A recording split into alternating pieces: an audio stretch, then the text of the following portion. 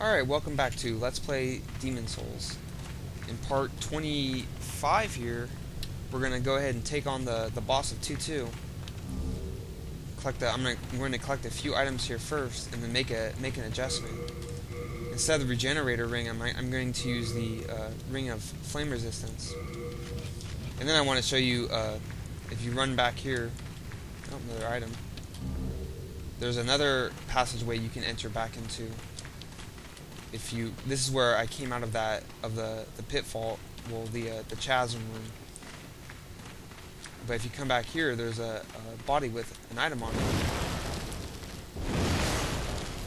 But it's guarded by some lava walls.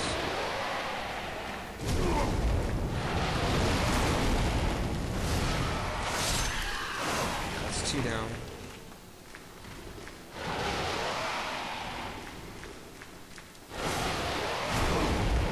Now, if you're farming, usually when you farm Greystone, these are the guys that you farm, along with the rock worms in the other room. But as with the amount of damage you can see I just did, I wasn't being too careful, but they still do quite a bit of damage, and they can kill you. So it's good to always have your fire resistant item on and have plenty of healing items. So on this corpse, there are 2 Hands of God. Hands of God are a unique weapon in this game. And what they do is, they allow you to have strength and faith-based melee punching weapons. Now, I've never actually made a build to utilize only them, because you have to make them good, you have to boost up. There's a way to take certain crafted demon soul items or special items like this and enhance their power. The reason I haven't done it with the large sword of moonlight is, number 1, you have to kill this boss to be able to do it, and number 2, I'm going to swap out to a faith-based item anyway, so I'm going to use the mechanics on something else, because there's a finite quantity per run of how you upgrade. So the cool thing about these, though, is that when they do connect, they have a knockdown effect. And I might, at some point in the future, I might make a run trying to use these and see how it goes. But all in all, you're going to be much better off just crafting a faith-based item. So, with that explained, I'm going to go ahead and get ready for this boss. Maybe I might actually decide to use the dark silver. No, well, let me see. Oh, I'm one stat away from being able to use that and maintaining my roll mechanic. I think what I'll just do instead is block with my sword. It should be okay. So, well, hopefully. Let's go ahead and get this started.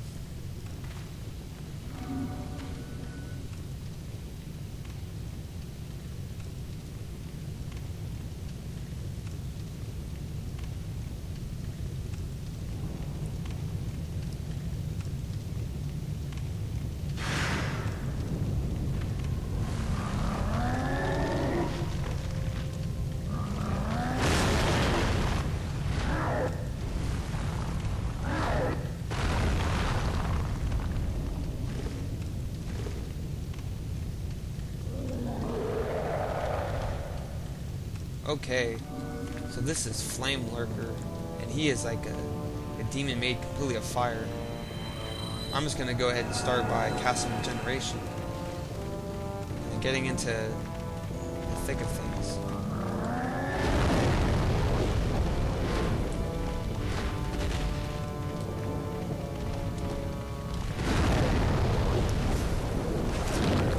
He's pretty susceptible to magic damage. And oftentimes it's better just to try to roll past his attacks horizontally, because his flame attacks can be quite damaging. Oh man, I'm just destroying him. I was not expecting this. Yeah. He gets more aggressive the less hit points he has. Man.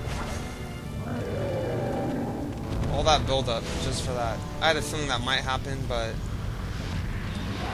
jeez. 100% magic damage will just totally mess him up. He hardly dented me. Like I said, if you do that at a lower level, you're gonna have a lot more of your work cut out for you. But man, so now that he's taken out, he drops the red hot demon's soul. And so what you want to do is you want to take that back to the blacksmith in 2-1. You give that to him, and then you can start upgrading your special weapons, and you can start crafting the alternate items, which are crushing, fatal, blessed, all the items that require ore. I don't know if you actually need to give him the flame liquor soul for that, but man, well, I wish I could have. That really doesn't do the fight justice, just because that guy really is a tough enemy, and you can die to him very easily as a new player, because his if you don't know how to dodge his attacks, he'll just start wailing on you, and if you're blocking with your shield, he'll start doing them in such rapid succession, he'll just break your guard and end up frying you. It can be very frustrating. I've had some tremendous battles with him. So let me go with, every time you kill a boss, the crystal geckos reset. Oop. But they only have 4 total spawns, so even if you miss him, that counts as 1. Like, it's not per kill. So if you're trying to farm them, you have to make sure to kill them every time for that particular ore, because some of the ores only have 1 shot per playthrough. Alright, so now I'm going to do some talk dialogue with If it be a the blacksmith here. Blacksmith Ed. busy. Blah blah blah. He talks about The demon were doing how you can make sweet weapons. I told you each night back. Now, The highest grade of all is a pure ore. don't talk to him and then come back. Now you can bless your weapon with another demon soul. So you give him the red hot demon soul. Wise choice. Bring me a demon soul. I shall use it to bless your weapon. Alright, very cool. So what you can do now is, you see how it says large sword of moonlight +1? That requires a colorless demon soul, and there's only 10 total colorless demon souls per run. And so you have to pick and choose which items you're going to upgrade, because the problem is each item can be upgraded up to 5 times per special item. So like, for example, my Adjudicator shield, being a faith build, I can upgrade that shield and it would have a higher amount of hit point regeneration. And so because of that, I excuse me, totally lost my train of thought. Because of that, it would be advisable for me to spend 5 of my colorless demon souls on the shield itself. And so that's probably going to be what I'm going to do. But then that's the whole trick is getting the colorless demon souls. I might do that next. I don't know. I kind of think it would be a good idea to make my faith-based axe next. Let me go ahead and deposit the hands of God. Get let me get that axe back.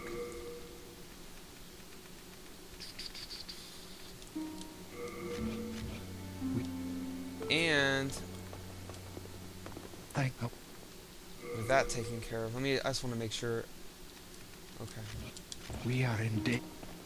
What you can do now is, I'm going to go ahead and buy the evacuate miracle. Do you have Because I'm going to have to start going into some of the levels again to do particular things. that's going to cost 20,000 souls, but very easily paid for by the killing flame lurker. God Umbasa. So each one of those only costs 1 slot, so I can easily go carry both evacuate and regeneration.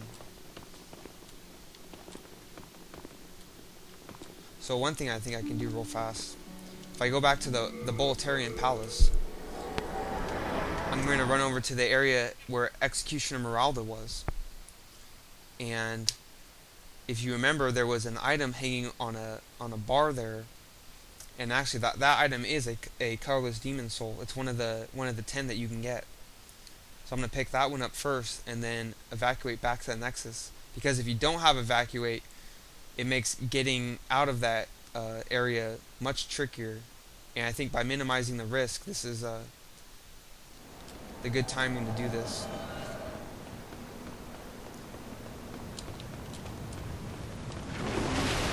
Just ignore these guys.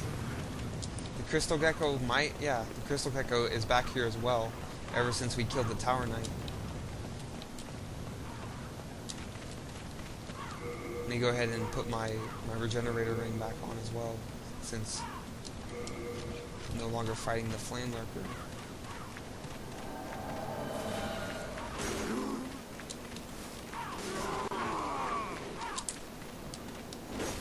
Oh, come on. Are you serious? Oh, well. That sucks. The geckos in the first levels, they only drop the easily farmed ore anyway, so I'm pretty sure that I have enough to cover any upgrades I need to do with the Great Axe. I'm going to have to look that up. I didn't want to do it before I knew exactly how much it was going to be in terms of total ore. These guys all get taken out in one hit as well. And then there's our good old friend Crescent Moongrass. I have 45 of them now. You can tell that with the Faith build I'm no longer... I mean, I say the Faith build, but even though I think technically I'm only using my Regenerator Ring and my Adjudicator Shield, which any build can use, so it's always a good idea to consider those items when they become available. So what happens here is, to get down to that item that's on the plank, you have to make a walk. You have to walk onto the planks directly above it. And the problem is, what you're going to need to do is walk straight enough through this gap that you're going to land on the same beam that exists on the lower elevation. So the best thing to do is to take your time. And what I'm actually going to do now, which is pretty crazy, I'm going to backstep hop, because by perfectly aligning myself, I can make turning to get this soul right here as easy as this. So the fact that there's a colorless demon soul, ta-da! Now, because I bought evacuate, this is how it works. You just cast the spell, and I'm done. I'm gonna return right back to the Nexus.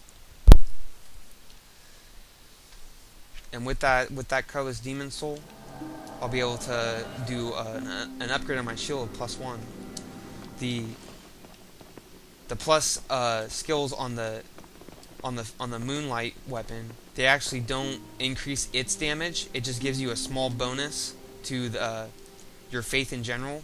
And the modifier is so low, I don't think it exceeds even 30%, which sounds pretty decent, but at 30 faith, that's maybe 9 more total faith, and the returning damage on that is going to make it nowhere near as viable as crafting a +5 blessed weapon.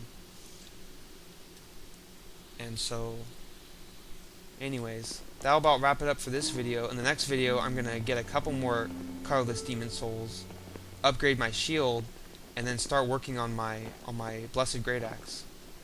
So anyways, this has been QuadKiter, and we're getting near the end of the game. I know I say that at the end of every video, but the only bosses we have left are the 2 bosses left in World 4, 1 boss left in World 2, and then 2 bosses left in World 1. So we're definitely over the halfway point. So thank you for watching, and we'll continue this next time.